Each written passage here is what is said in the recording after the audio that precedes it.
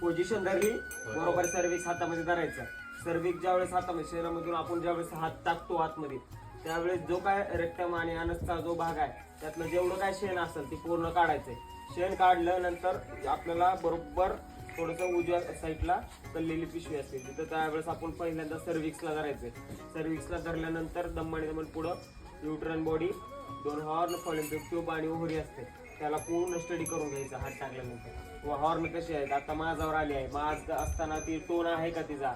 जर बळसामध्ये जर white dot असेल तर ती युट्राइन इन्फेक्शन असणार आहे. जर बळस जो आहे तो एकदम गुळूक दिशा खाली पडत असेल, एकदम पाण्यासारखे एकदम त्याचा तार जर तुटत नसेल तर त्याला फॉस्फरस डिफिशियन्सी किंवा न्यूट्रिशन डिफिशियन्सी आहे, त्याला गरज आहे मिनरल मिक्सरची वगैरे अशा गोष्टीची गरज आहे, त्याला डिवॉर्मिंग वगैरे करून घ्यायचंय. जर बळस ओके असेल, जर सोट व्यवस्थित टाकत असेल काचेसारखा, तर तिला आपल्याला आर्टिफिशियल इन्सिमिनेशन करून घ्यायचंय.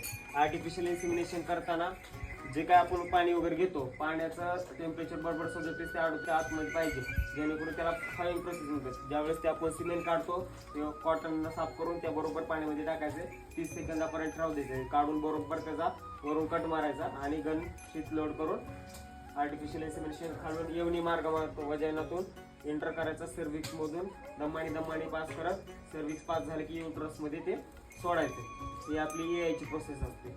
ओके.